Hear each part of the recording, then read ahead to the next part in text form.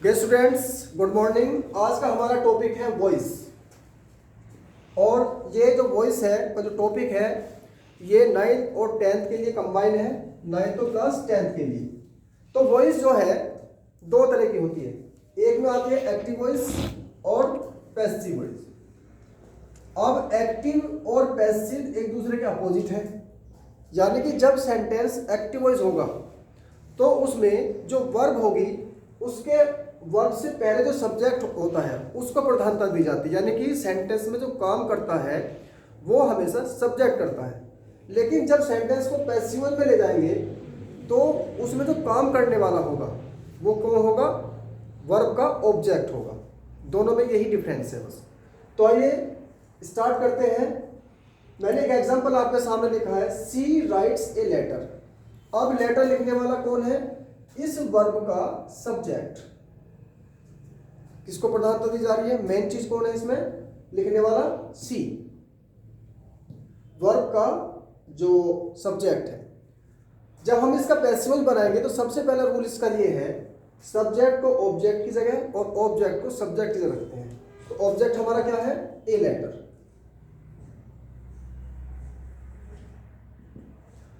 दूसरी बात यह है, किसी भी सेंटेंस में यदि वो ऑब्जेक्ट आ रहा है सेंटेंस में तो आप पैसिव वॉइस बना सकते हो, अदरवाइज विदाउट ऑब्जेक्ट हम किसी भी सेंटेंस का पैसिव वॉइस नहीं बना सकते। जैसे ट्रांजिटिव वर्ब होती है, ट्रांजिटिव वर्ब कौन सी होती है? वे वर्ब जिनमें ऑब्जेक्ट होता है। तो जो भी सेंटेंस ट्रांजिटिव वर्ब के अंतर्गत आता है केवल उन्हीं सेंटेंस को हम पैसिव वॉइस में चेंज कर सकते हैं। दूसरा, उसके बाद लाते हैं हमारा जो ऑब्जेक्ट हमारा सब्जेक्ट बन गया। उसके बाद अकॉर्डिंग टू टेंस, जिस टेंस में जो सेंटेंस जिस टेंस का होगा उसी के अकॉर्डिंग हम हेल्पिंग वर्ब का यूज करते हैं। अब ये सेंटेंस में क्या लगा हुआ? एस। इसका मतलब ये सेंटेंस प्रेजेंट इंडेफिनिट टेंस का है। इसमें हम क्या यूज करते हैं? हेल्पिंग वर्ब इज और एम। इसमें तीन हेल्पिंग वर्ब यूज करते हैं। इज का यूज सिंगुलर सब्जेक्ट के साथ, आर का यूज प्लूरल सब्जेक्ट के साथ और एम का यूज करते हैं आई के लिए, आई सब्जेक्ट के लिए। तो ए लेटर सिंगुलर तो कहलाते हैं इज। उसके बाद मेन वर्ब की थर्ड फॉर्म यानी कि रिटिन। उसके बाद बाई और फिर सब्जेक्ट सी। सी का हो जाता है हर। ये हमारा सेंटेंस एक्टिव वॉइस का पैसिव वॉइस में चेंज होगा। अब इसका रूल हमारा क्या बना? यानी कि object plus helping verb plus main verb की third form plus by plus subject plus other. ये इसका पैसिव वॉइस का रूल हो गया। अब कुछ हमारे सब्जेक्ट हैं जिन्हें प्रोनाउन भी बोलते हैं। तो सब्जेक्ट व ऑब्जेक्ट का आपस में जो परिवर्तन होता है, चेंज होता है, उन्हें देख लीजिए एक बार। जितने भी हमारे प्रोनाउन सब्जेक्ट होते हैं जैसे आई, वी, यू, दे, ही, सी, इन सबको ऑब्जेक्ट में ले जाते हैं और ऑब्जेक्ट से सब्जेक्ट में लाते हैं, तो इन्हें चेंज करते हैं। तो जब आई को वी में, वी को अस में, यू को यू में ही रहने देते हैं, दे को देम, ही को हिम और सी को हर में चेंज कर देते हैं। जब हम एक्टिव वॉइस से पैसिव वॉइस या पैसिव वॉइस से एक्टिव वॉइस बनाते हैं तो सब्जेक्ट के रूप में ये रखे जाते हैं और ऑब्जेक्ट के रूप में ये रखे जाते हैं। यदि हम इनको, ये ऑब्जेक्ट में है और सब्जेक्ट में लाएंगे तो इनको तुरंत सब्जेक्टिव केस में चेंज कर देंगे।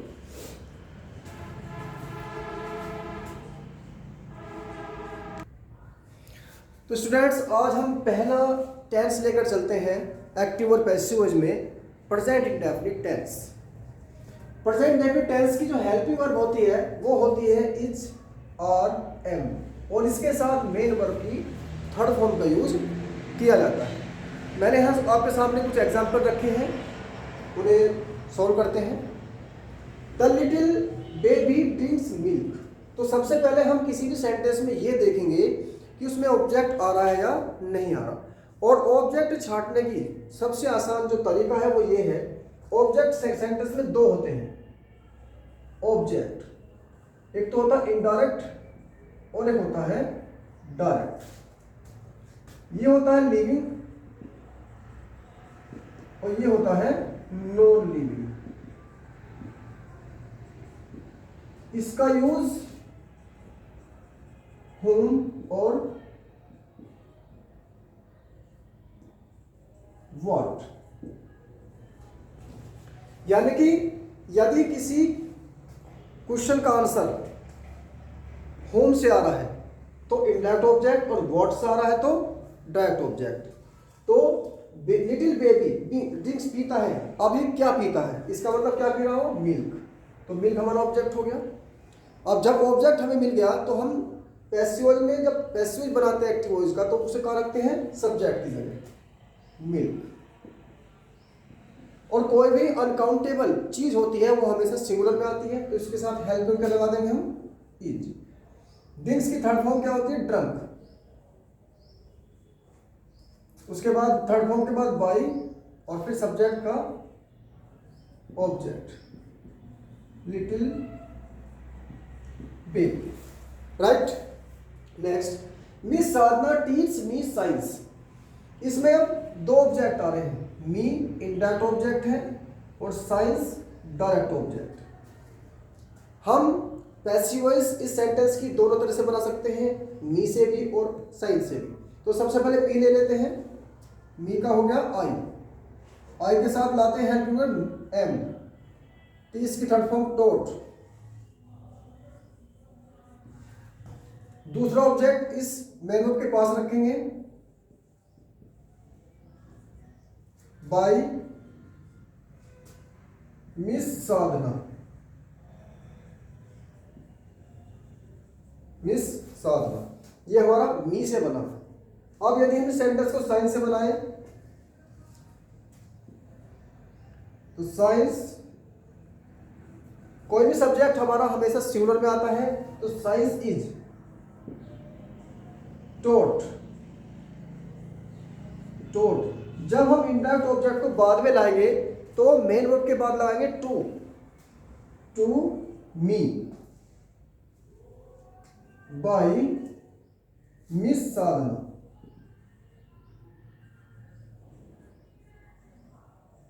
मिस साधना।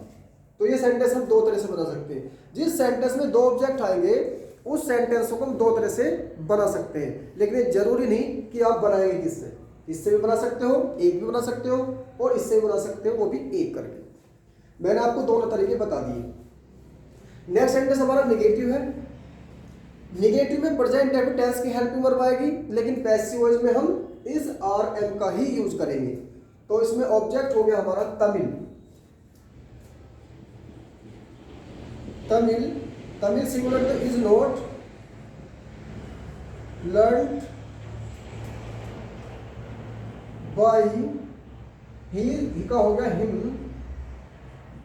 और अदर दीज डेज। नेक्स्ट हमारा है first type interrogative.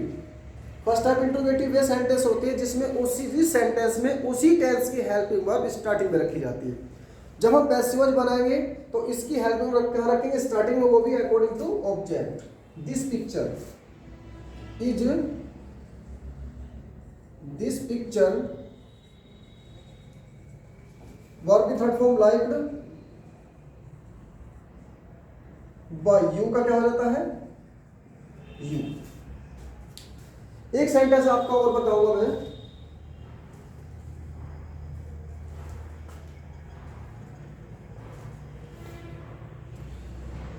Who teach you Hindi, who teach you English, question mark. ये सभी जितने भी हमारे क्वेश्चन वर्ड होते हैं, हु का सेंटेंस हमेशा अलग टाइप से बनता है, क्योंकि हु सेंटेंस में हमेशा सब्जेक्ट का काम करता है। ये इसमें ऑब्जेक्ट हो गया और ये भी इसमें ऑब्जेक्ट होगा। इसमें दो ऑब्जेक्ट आ गए। अब ये भी दो तरीके से बनेगा।